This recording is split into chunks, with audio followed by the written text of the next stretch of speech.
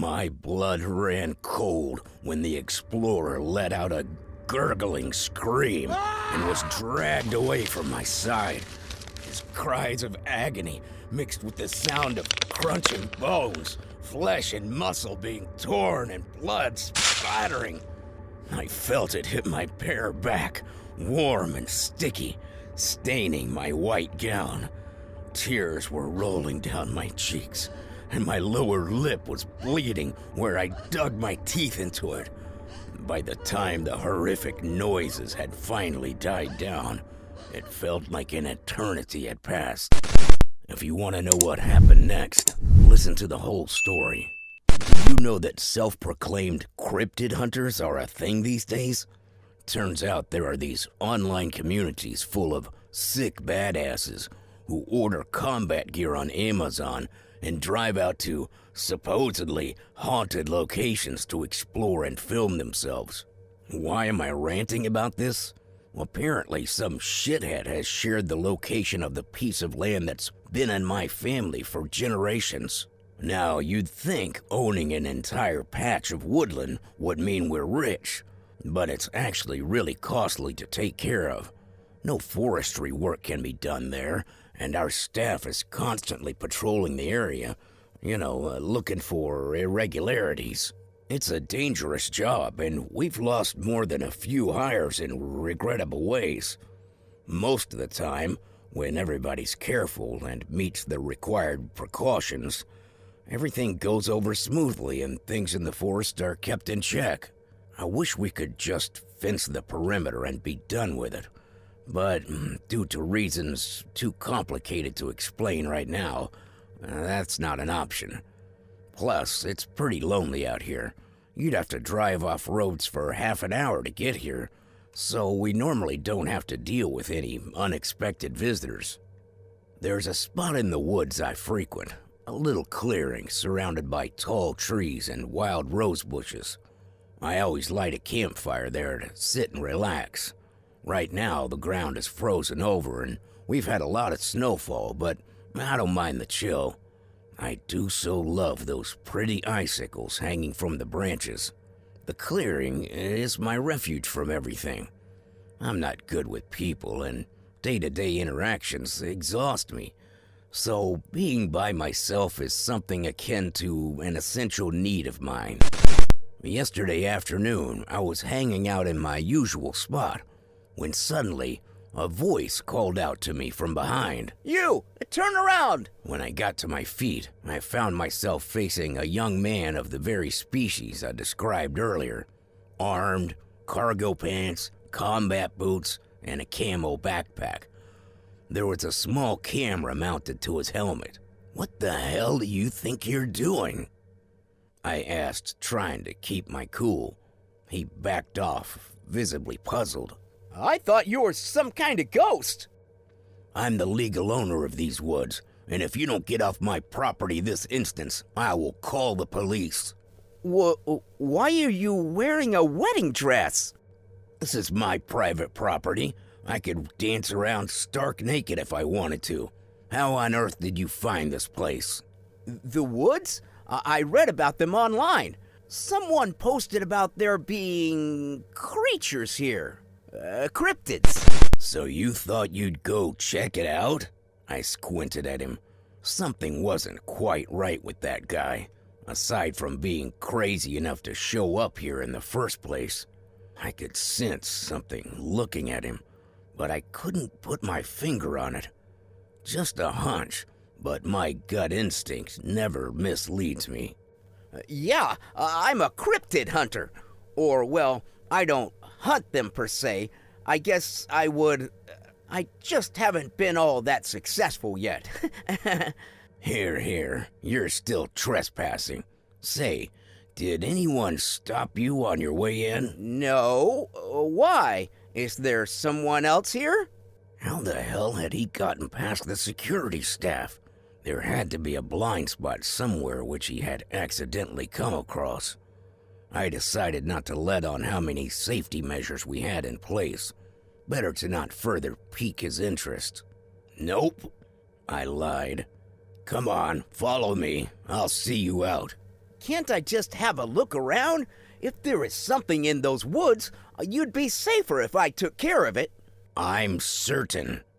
I was about to send him on his way a little more firmly when I realized it. There was a disturbance in his aura. Something had set its sights on him. Were you followed here? What? No, I don't think so. Did you encounter anyone on your way? A man wearing a long black coat? What man? Are you crazy? I ignored the question. Did you maybe notice a flock of birds at some point? Yeah, sure. I mean, we're in the woods. There are no birds in my woods anymore, I said sternly. You're in danger. Something here's following you. What? Aren't you a cryptid hunter? Shouldn't you know? You're trying to get a rise out of me, aren't you? I'm most certainly not. Trust me, I can tell. I can always tell. You've gone and crossed a spirit. A spirit? So there's actual paranormal activity here, and you already knew? We need to get you out of here, I hissed.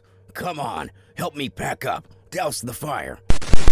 He followed my instructions while I hastily gathered my belongings. Then we took off running. I spurred him on, hoping to get back onto one of the beaten paths leading out to safety.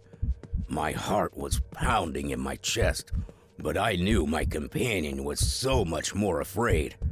He had every reason to be, and deep down, he knew. I didn't know what he'd expected, coming here in search of a thrill, but this was most likely too much for him. What did you do? I panted, not daring to slow down. You must have done something to upset him.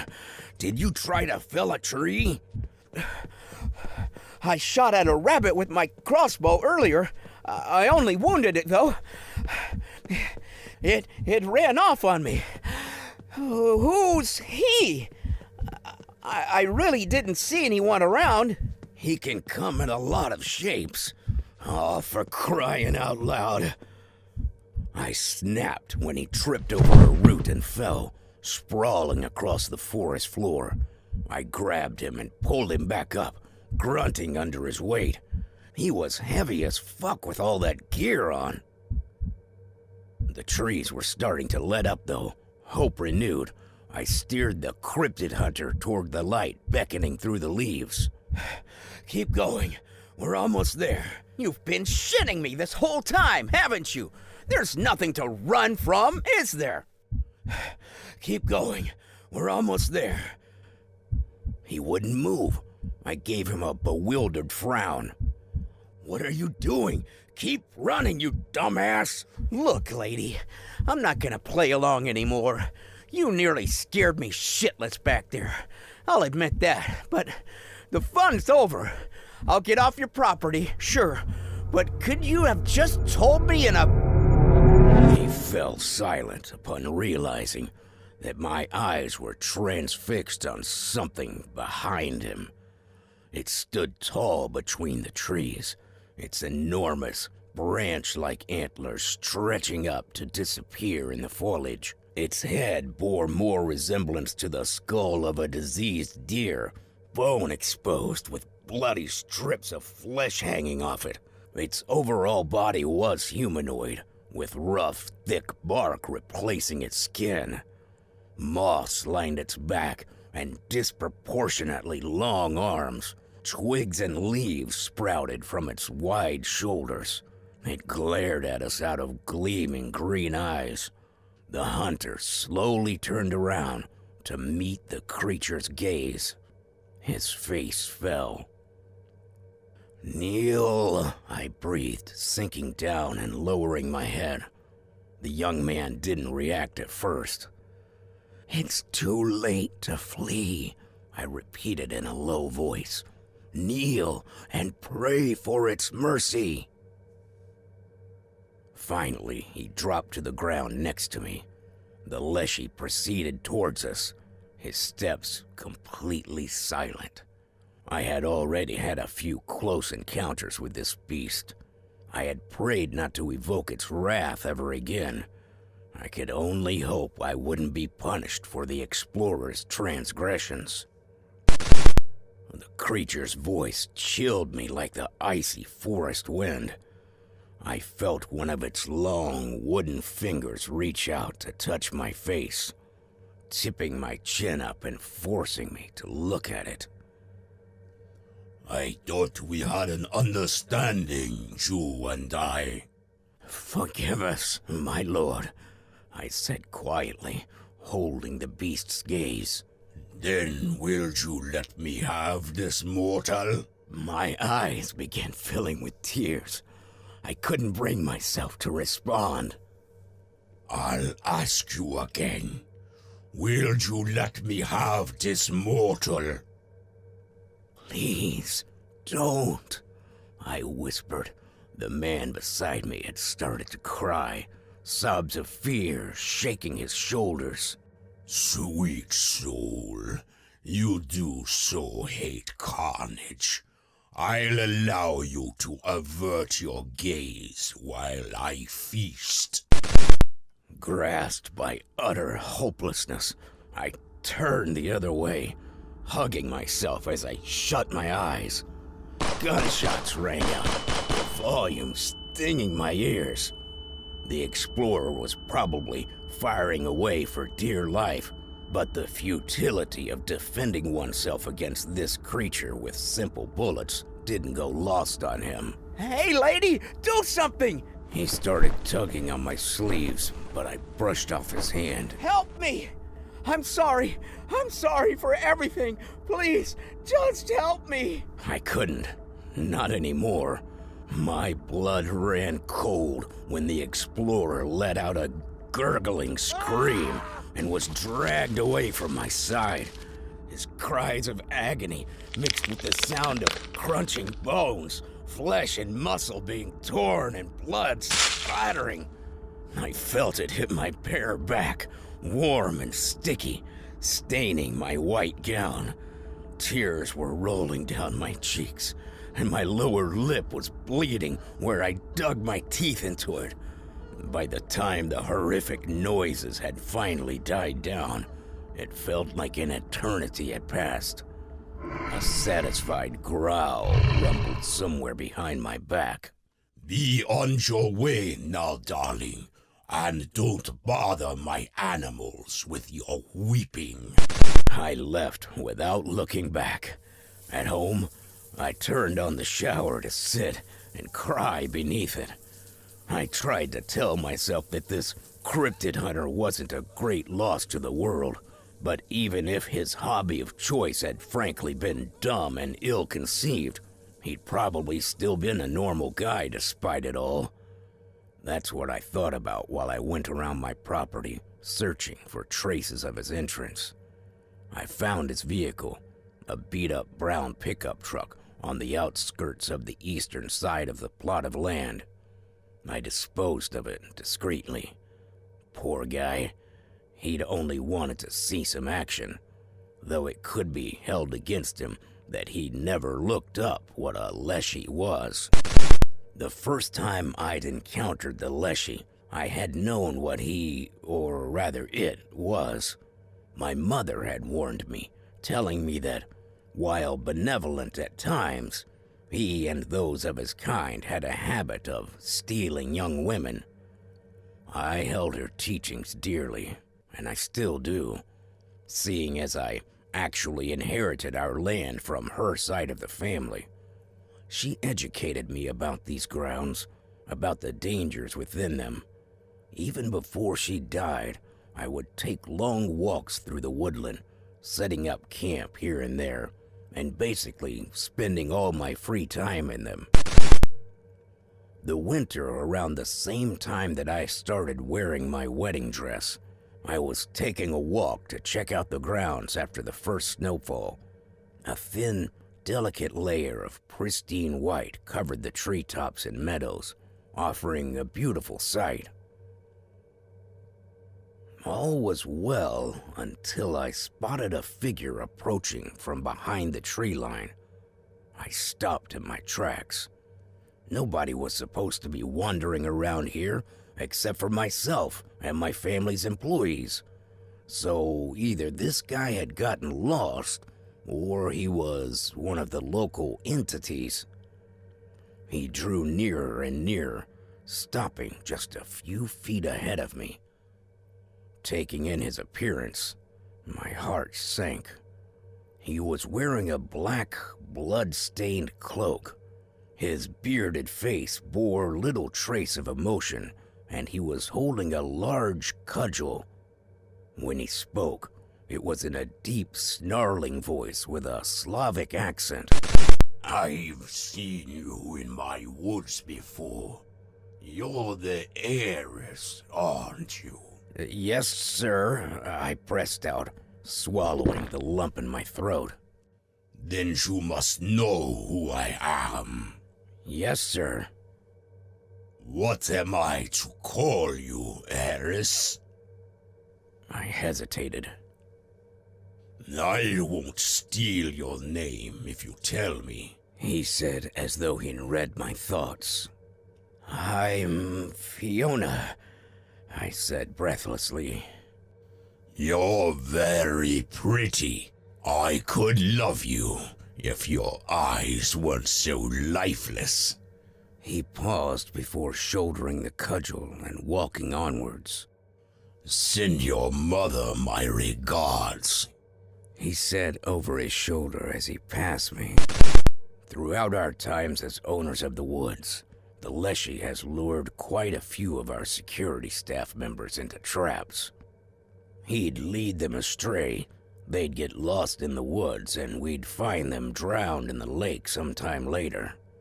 He did bring back my father's dog when it ran off that one time, though. Most of the time, he's neither hostile nor benevolent, but he is territorial.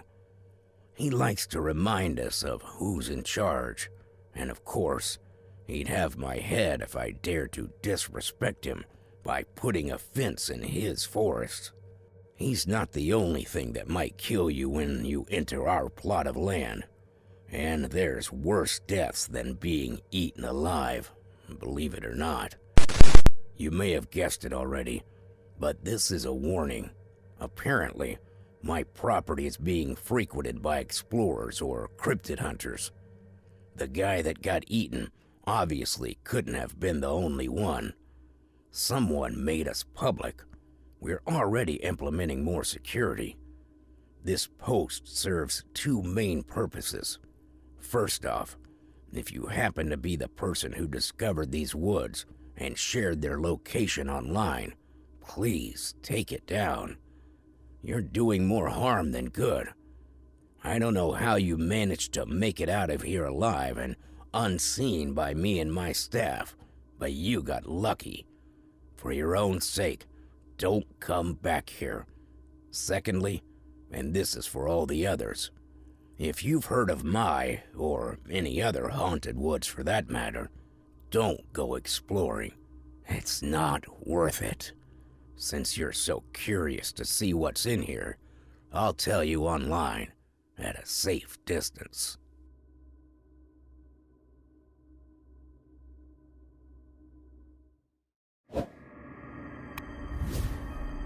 If you want to find out what happened, listen to the whole story. I've been scouring the internet, Reddit, 4chan. I've seen and read things that I will never recover from, and I still haven't found the moron who doxed my haunted woods. 2 members of our security staff have since reported attempted entries. The would-be trespassers were guided off the property in both instances, but who knows how many might have slipped through the cracks. Please stop. People, just stop. You're killing me. I'm tired, I'm frustrated, exhausted, and I keep losing hair. I'm willing to bet a few corpses are gonna show up in the springtime. All that snow and ice once melted are sure to reveal some gruesome sights. I've informed the personnel and told them to be on particularly high alert. Once we're back on our feet, we'll hire fresh faces. Currently, my brother's shaky business venture is draining our funds. No need for more details. This is such a bad time for all of this. We're in more than enough trouble around Yuletide each year either way. Starting December 12th, one by one, the Yule lads have been arriving in town. They love harassing our state in particular, always have. Thankfully, they'll all be gone again pretty soon. If you don't know about the Yule lads, lucky you. They're basically a bunch of old pesky bearded tricksters getting up to mischief around Christmas time. They each have their own thing going on. For example, there's the spoon licker, an eerie-looking, malnourished fellow who steals used spoons to lick remnants off. Then you've got the door slammer, who runs around the house at night making a lot of noise to keep people from falling asleep. It was good fun when we were little. My brothers and I would set up tripwires for the sheepcoat clod, a Yule lad with stiff peg legs who likes to harass sheep. We'd stay up all night, hiding in the pen, waiting for him to show up. We'd all laugh at him when he'd walk into our trap and fall. He'd turn red with anger and march off, grumbling and grouching and shaking his fist at us. We'd also jam the doors using rolled-up socks, stuffing them into that crack along the hinges. This meant that whenever the door slammer would try to do his thing, the door would give in just a little at first before whipping backwards, giving him a scare. So the Yule lads never gave us much of a fright. It was their mother that we were more worried about. I only saw her twice, and that was more than enough for me. I wish we'd never had to find out about her at all. Since y'all are so interested in my forest and the hauntings, I'm going to make good on my promise from last time and feed you the story accordingly. A bit of background. I grew up as the oldest of 7 kids in total. Yep, 7. If you've ever wondered what life is like with 3 little brothers and sisters, it's, well, something. The boys and I got along famously for the most part, although we got into our fair share of fistfights. I never spent much time around the other girls. I don't know why, they just never struck the right chord with me. My brothers, however, adored me, and they always jumped at the chance to get up to some dumb shit together. There was Jeremy, the second-born, Casimir, and the youngest of the boys, Marianne. We weren't particularly bad kids, just a little rebellious. Except for Marianne. Despite being the baby of the family, or perhaps because of it, he tended to take things a little too far. He'd light poop on fire, hide dead mice in our parents' shoes like a cat, and trash the living room. I don't know why he did it. Not because we made him. The pranks we pulled as a group never targeted our parents, and we always kept any damage to the house minimal. We loved him, yes, but he could hardly be called a well-behaved child. He was more like one of the Yule lads himself. So, one night, it must have been around 12, we were allowed to stay up a little later than usual to watch TV. They were screening some popular kids movie at the time, so the 7 of us were all lying on the floor, each wrapped up in a warm blanket, while Mom and Dad sat huddled on the couch behind us. It was so comfortable, sprawling on the soft bearskin rug with snow falling right outside our window. Everything was perfect, until the doorbell rang. I instantly jumped to my feet, being the oldest. I always tried very hard to show the most initiative, leadership qualities and stuff. Before Mom could stop me, I skipped over to the door and opened it as far as the chain holding it in place allowed.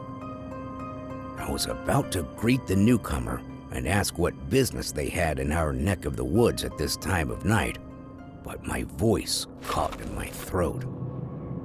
The woman peering at me through the crack was the most ghastly person I'd ever seen in my young life. She wasn't just tall, but enormous, her giant form hunched over and her large head hanging low.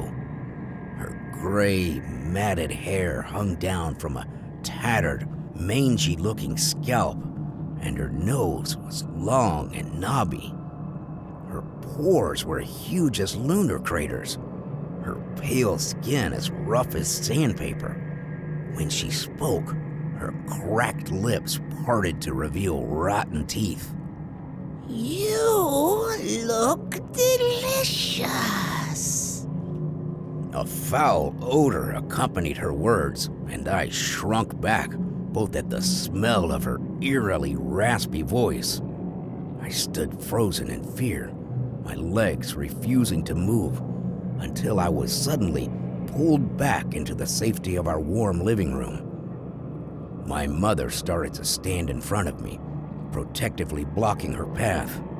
With the door still being secured, I reckoned there wasn't a big threat of her coming in anyways, but I had felt so exposed and vulnerable under her gaze, like a lamb moments before the slaughter. Dear madam, the giantess spoke again, this time addressing my mother. I am so awfully hungry tonight. Please feed me. I need to eat. She reached through the doorway with a bony hand. Her long, dirty fingernails almost looked like talons. Would you spare a morsel for me? Get lost! My mother spat back at her. Her voice was venomous, lethal, and the most comforting sound I could imagine in that moment. Don't ever come near this house again if you know what's good for you. Don't send me off, please, most merciful lady. Just a morsel, a little morsel. That's all I'm asking for. You have more than enough. If you don't leave, I'll beat you till you're raw, you disgusting parasite. My siblings had started listening in at some point. Dad seemed to be trying to direct their attention back onto the TV, but there was no chance of that happening. Eat shit and die! Marion shouted, giggling like he had just told a joke. Lord knows where he got that language from at his young age. Mom turned to shush him, and the giantess shot him a quick look. There was a glint in her eyes. Go away! You're not welcome here! With that, she shut the door in the woman's face. Mom, who was that? I asked, still a bit shaken up. Her name's Grilla, and she's no one you need to be worried about. I didn't sleep well that night. I dreamt of Grilla hiding in my closet. Having awoken with a start, I got up to fetch a glass of milk, the standard procedure for when I was restless. As I padded past the master bedroom, I could hear my parents talk in hushed, aggravated tones. What were they doing up? Intrigued, I lingered, pressing my ear up to the wooden door. Why didn't you just give her something from the kitchen? You know it's not really food she's after. If we humor her, that only makes it worse. She'll think she's welcome here and keep coming back. Don't you remember last year? Hey, I get it. I just wish the kids hadn't been around. It really creeped me out the way she just, looked at them. It should. You think I was fine with it? Does that change anything, that she saw them? I don't think so, at least. I don't know that it does. Not being too reassuring there, honey. Should I lie and tell you she doesn't freak me out? I've been afraid of her since forever. My parents used stories about her to scare me into behaving back when I was little. Scarred me for life. A chill ran down my spine and I drew away from the door, sneaking down the corridor back towards my own bedroom. I was acutely aware of every little sound I made. The slapping of my naked feet on the carpeted floor and the beating of my heart both seemed to be amplified to an unnatural volume. I wanted nothing more than to find myself in the presumed safety of my sheets again, hiding under my blanket until daybreak. That's when I heard something. A tiny, muffled little grunt coming from Marion's room at the very end of the hallway. I stopped in my tracks, not daring to move a muscle. What was that sound? Had I misheard? Pulse thrumming in my ears. I stood and listened, still as a statue. There it was again. A dull thud, followed by a stifled whimper. I had to go and check it out. I figured my little brother was simply having nightmares like I did earlier, but somehow, I still didn't want to. Every single one of my limbs seemed to be opposed to the idea of going any further. Forcing my legs to move, I proceeded down the suddenly much longer seeming corridor until I reached Marion's room. I gently rapped on the door. No response. Everything had fallen silent inside. Marion? Still nothing. I slowly nudged the door open, nimbly slipping through the crack, only to come to a staggering halt the second I laid eyes on what was inside. There, in the middle of the room, stood this awful, terrifying woman, her back bent to allow her to fit in under the ceiling and all. She glowed down at me from above.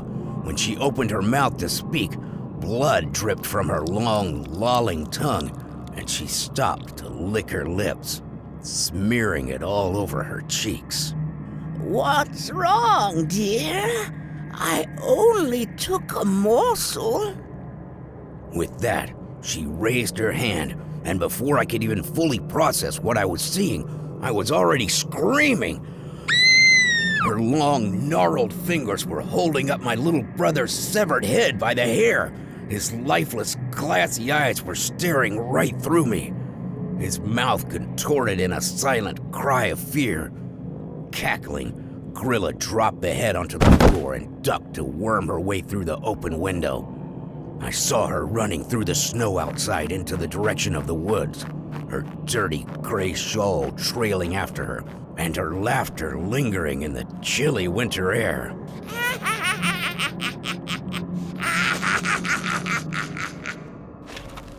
When my parents came storming in mere seconds later, my mother broke down instantly. Her wails of shock, grief, loss, and heartbreak were more harrowing than the voice of the giantess. I fell into my father's open arms, pressing myself against him as my body was shaken by sobs. We shut and locked the door behind us to keep the other kids from coming in and seeing what was left of Marion. For a while, it was all we could do to sit and weep, all huddled up in a large, shivering pile. None of us got up, not even to close the window through which the cold wind was blowing in. Christmas time was never quite as much fun after that. No one ever set foot into Marion's room again. We buried his head out in the yard, then barricaded his chamber from the outside. That was it. Suddenly, my parents were short a child, and I was without my little brother. A life had been erased, with nothing anyone could do about it. A fresh wound to each member of the family that couldn't be healed except through time. You'd think this tragedy would bring us closer together, but I actually believe that this was the night we all started alienating.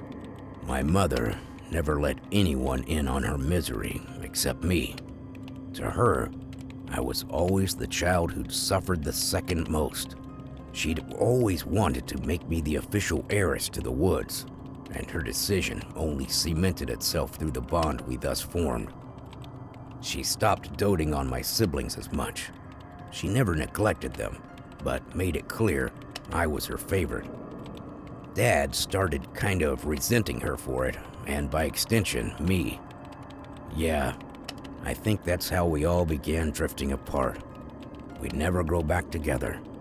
The big house would slowly empty, leaving only me and my staff. Recounting this has been painful, obviously. I hope you'll take it as another warning not to come here.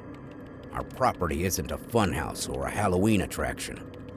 I have dedicated my whole life to keeping this forest safe, to keep things inside from spilling out. So please, have a little respect for my efforts. Just a tiny little bit. If you want to find out what happened, listen to the whole story. This time of year is really something. Frost is painting on the window panes. The snowflakes look like tiny stars falling from the sky. And I found a corpse on my property today. Or rather, one of the security guards did. He called me right away, talking in that sort of low, empty tone. He sounded dead inside, for lack of a better word. Miss Novak? He fell silent for a few seconds, like he hadn't really thought of what to say next. You should come to the Red Meadow, I think. What do you mean, you think?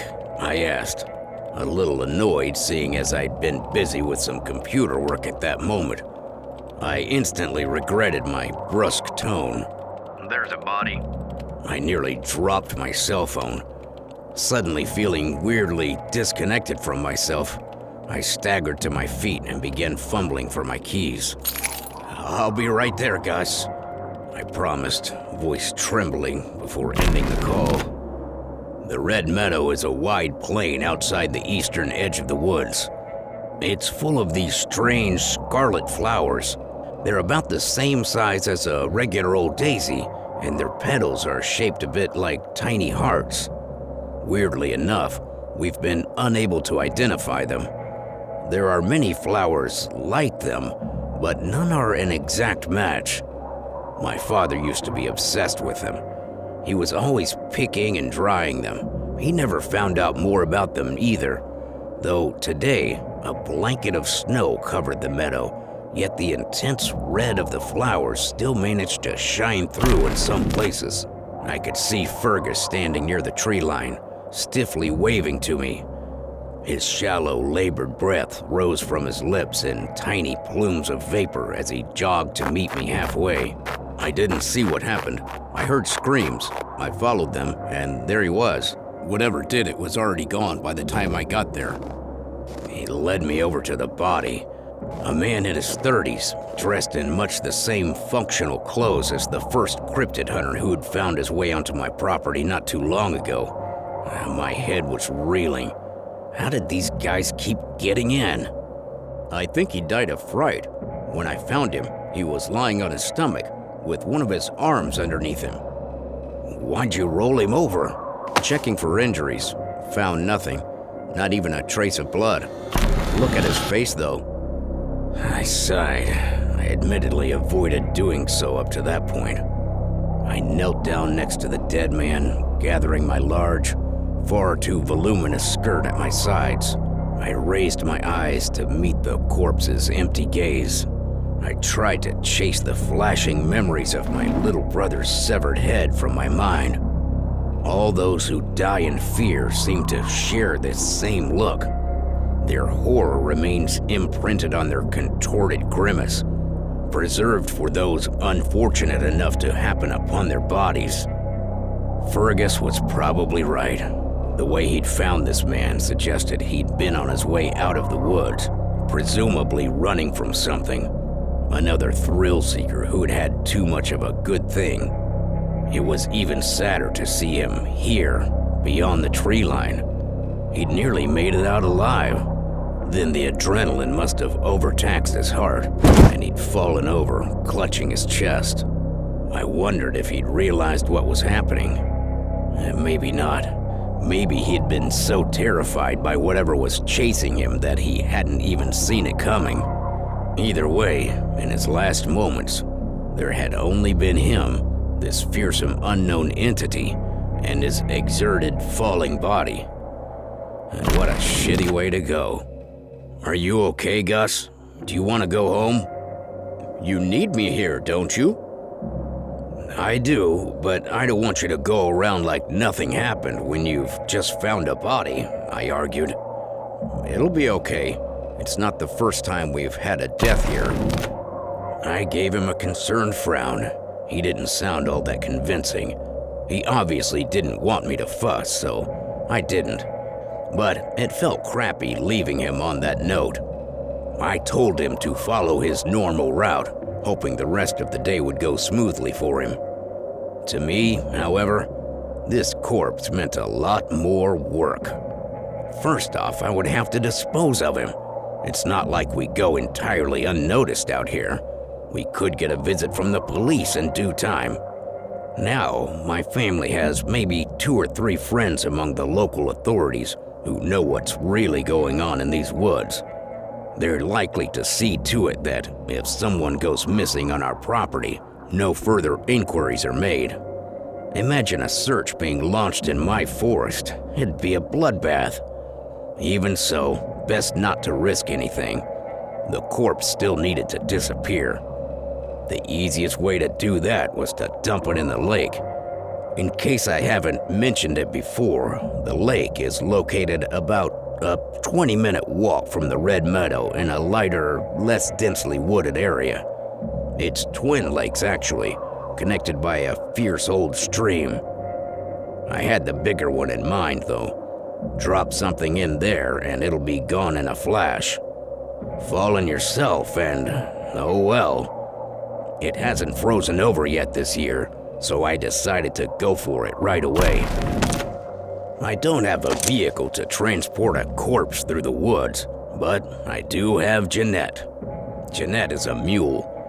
I got one of my workers who was hanging out at my family's house at the moment to bring her right over. We loaded her up and I got on my way.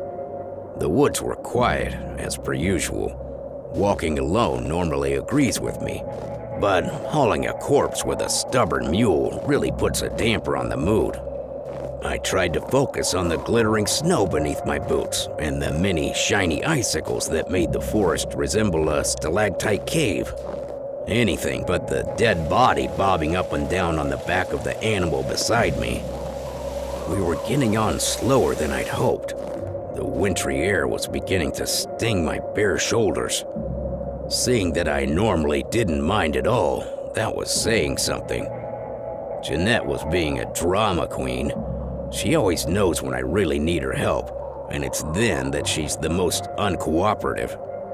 With the sun going down in the afternoon this time of year, darkness was already beginning to settle over the treetops. The water surface was still and undisturbed, covered partially by thin plates of ice. I surveyed the lake with bated breath. As peaceful as it looked, I knew how volatile a state this tranquility posed come nightfall. Grandfather! Now, the creature I was hoping to rouse obviously isn't my actual grandfather. It's just a nickname he, the Vadianoi, goes by. I needed to talk to him to ask permission before laying the ill-fated explorer to rest in his waters.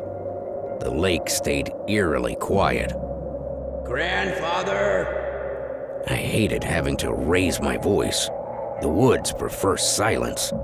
To my frustration, I received no response. The water remained an unblinking black mirror without so much as a single bubble rising to the surface. It didn't look as though Grandfather Vadianoi was going to show up, which meant that I was being faced with a difficult decision. I really didn't want to stick around for anything that might have overheard me shouting to drop in. I would have to dump the cadaver without consulting the big boss. Against my better judgment, I dragged the body off the mule and rolled it towards the edge of the lake. Giving it one last powerful shove, it fell off the small ridge and disappeared with a satisfying plop. I imagined it rapidly sinking to the bottom, and a weight fell off my shoulder. I lingered for merely a minute, wallowing in my melancholy and wondering if the Vadianoi would be mad at me when he woke up to find I'd used his haunting grounds as a garbage disposal. That question would not go unanswered for long. Just as I turned to leave, I heard a frantic, enormous splashing sound. Whirling around, I let out a yelp of surprise when I saw the creature rise from the murky depths. He was twice my size, an old, green-skinned man with a nightmarishly contorted face that resembled that of a catfish more than a human's. I staggered backwards as he started dragging himself up onto the dry land on his big paunch, his morbid, fleshy masses wrinkling and wriggling grotesquely. Algae hung in his long, tangled white hair, and scales covered the lower part of his body, which thinned into a fishtail. I cursed myself for not waiting for him earlier. Perhaps he'd heard me, lingering just beneath the surface, expecting me to make a transgression he could justly punish me for. I could feel I was about to pay dearly for my impatience. "Grandfather, I'm sorry. I was nervous. I had to be quick, so I..." He didn't answer, only letting out a gurgling laugh as he wrapped one of his webbed paws around my ankle, throwing me off balance. I landed on my ass in the dirt, blindly thrashing and kicking at his face. But before I knew it, he'd tugged me into a forceful embrace. Pressed up against his sick, saggy chest, I gagged at the foul odor he emitted. The slimy muck coating his skin rubbed off onto my face, arms, and dress, instilling such a deep sense of disgust within me that I couldn't help but heave. Now soiled with my own vomit, I was pulled into the icy water. I was too shocked, physically as well as mentally, to fathom a single clear thought. All I could do was screech like a banshee. The Vadianoi let go of me, giving me a meaningful look before shoving me further out into the lake. My dress bore me up, and I was sent gliding through the water. "I do so despise impertinence," he called out to me, his voice equal parts rage-filled and amused. It was raspy, wet, and blubbering, as though he was retching out water from his lungs with every word he said. "See you at the bottom." With that, he sank down, not causing a single splash. Fuck. My mom had warned me never to stand too close to the water's edge. What the hell had I been thinking? I started swimming towards the ridge again, only to realize in horror just how difficult it was.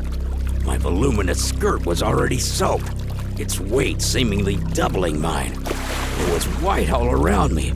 My puffed sleeves had tightened, gripping my upper arms like chains. I was fighting against my own wedding dress, and it quickly gained the upper hand. I was barely able to stay afloat, much less reach firm ground again. My head kept bobbing under. I couldn't keep it above the surface for long, gasping for air. My rapid movements brought me closer and closer to exhaustion. Just as I was sinking down once more, I caught a glimpse of a menacingly tall silhouette looming over the lakeside. "Take my hand if you want to live." The Leshy's voice cut through the water. I could hear it clearly even when submerged.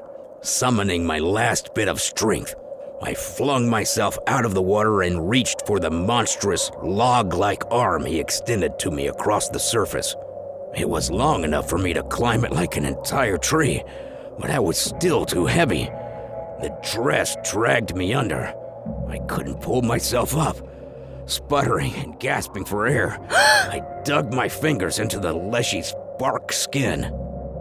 "Shed your gown, wench. It'll drown you." I can't. Pull. Just pull. I'll hang on.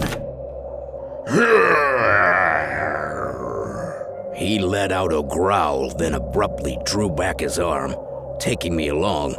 Plowing through the freezing water, I felt a relief unlike anything I'd ever known. Once I was close enough, he grabbed me with both hands and lifted me out of the water, dropping me beside my mule.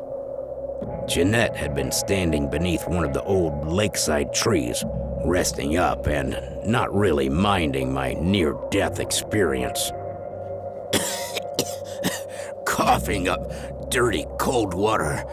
I huffed and panted, trying to catch my breath, while furiously rubbing my own upper arms to try and regain some semblance of feeling in my frozen skin.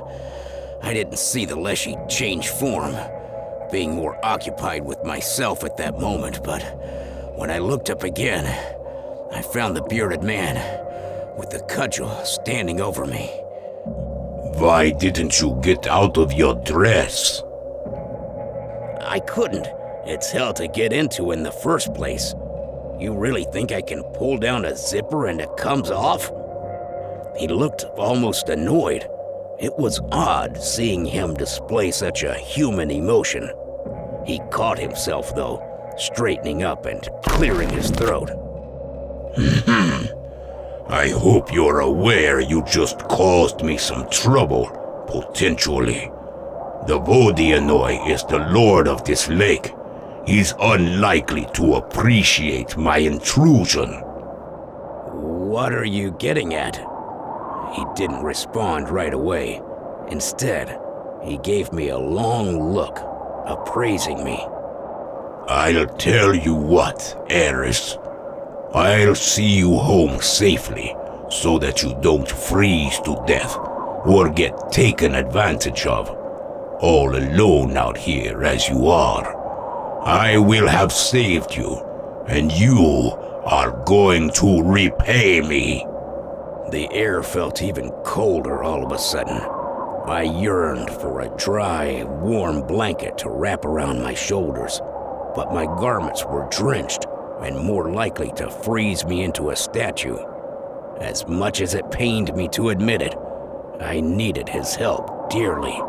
I'll pay you back accordingly, but I'd be willing to bet you already have something in mind.